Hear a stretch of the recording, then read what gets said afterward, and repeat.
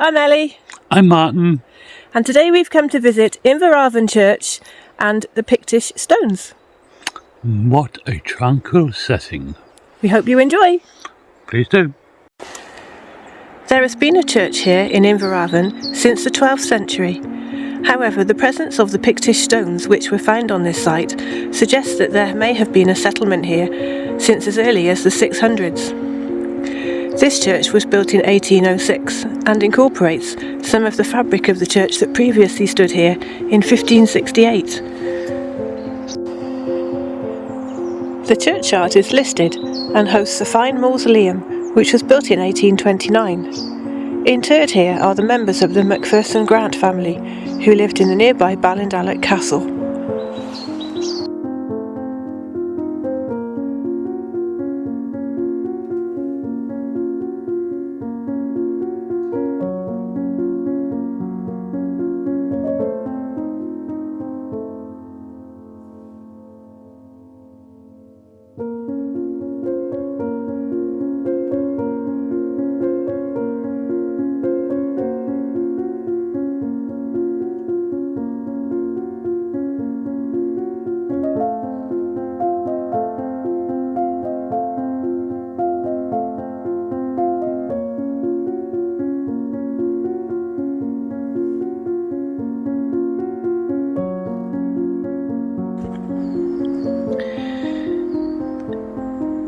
There used to be a school here. It stood here in 1633. At that time, the main route through the Spey Valley passed by this little village, which was called Kirkton. There was an inn nearby, which was in use until the new turnpike road was built in 1792. The school moved to nearby Ballindallack, and Kirkton all but vanished, leaving just the church that remains today.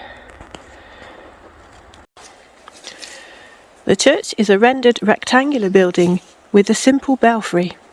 Originally, it had a door in each gable and a gallery at either end. In 1876, the building was extensively remodelled. The western gallery was removed and the vestry and porch were added.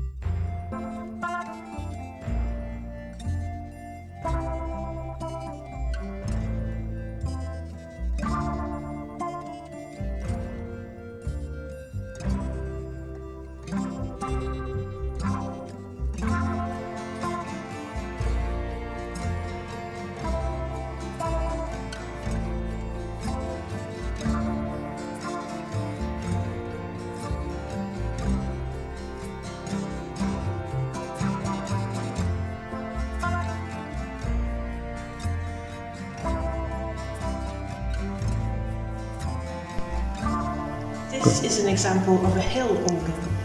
It was installed in 1876. Now Hill was a renowned organ maker and his organs can be found in many churches and cathedrals the whole length and breadth of the UK. This is a lovely example.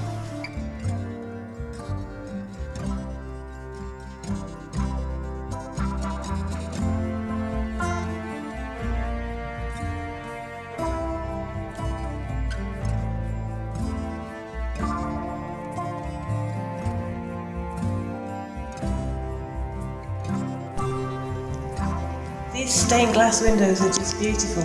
They're so simple, they're not religious at all, they're just a very simple geometric design. Not at all what you'd expect in a church. They're beautiful. After the church was extensively remodelled, the pulpit was sited here, on the west side. It was originally sited along the south wall.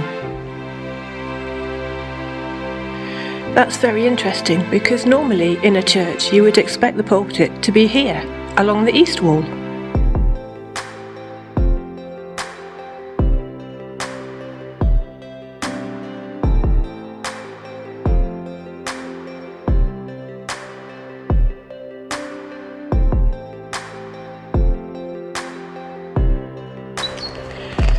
There are 4 stunning examples of Pictish stones here too. They used to be sited in the wall of the church, but in 2011 they were moved to the porch area to protect them from the weather. They date back to between 600 and 800 AD. The Picts were a race of people who lived north of the Firth of Forth in Scotland in the late Iron Age. They were fearsome warriors and famously stopped the Romans from gaining a foothold here. The name Pict is derived from the Latin word picti, which means painted. The name was given to them by the Romans, who called them this because of their tattoos. They had their own language, which is represented in the stunning artwork of their tattoos and their intricately carved stones. These symbols are open to interpretation, as we can only guess their meaning, but they are nonetheless beautiful and fascinating. This stone clearly has a carving of a mirror on it and an eagle. You can just see the eagle here. Barely visible is a mirror and comb just along here. Now the mirror and comb generally is attributed to a woman. This is not a very fine example because it's very basically carved, and it might be that it just wasn't a skilled craftsman that did it. Now number 2, as you can see over this side, this has a crescent. You can see the crescent there with a V-rod. This is called a V-rod, and it's actually a broken arrow. On this end you can't quite see it, but there are feathers, and on that end is the actual point of the arrow, and this generally depicts death. This symbol here is known as triple circular rod, I think it is. It's actually meant to depict a cauldron with the 2 handles, and the main handle that is viewed from above. And again you have a mirror. So I'm not quite sure what that one might tell a story of. If you can imagine a cauldron with the 2 handles and the big handle above, that's what that meant to look like. This one, it was actually chopped down so that it could fit in the brickwork, in the fabric of the church when it was remodelled. It's actually the head of a Pictish beast. You can just see there the head. Yeah. And this one, number 4, this was actually dug up in the churchyard in 1960 something or another. I'll double check that for you. And again, it has the crescent with the V-rod, and it also has, you can barely see it, a complete picture of the Pictish beast. Now it is, some people say it resembles an elephant, some people say it resembles a dolphin. Nobody actually knows what the Pictish beast was, and nobody really knows what this means, but to my mind I wonder whether it's telling the story of the slaying of the beast.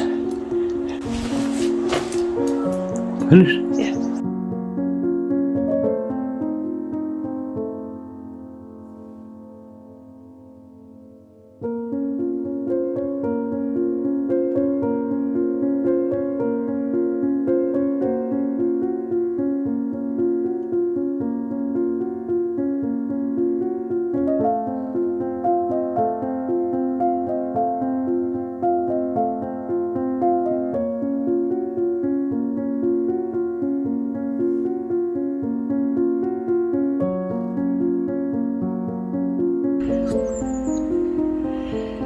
We hope you enjoyed your visit here to Inveravon Church and the Pictish Stones. It is quite a special place, this is.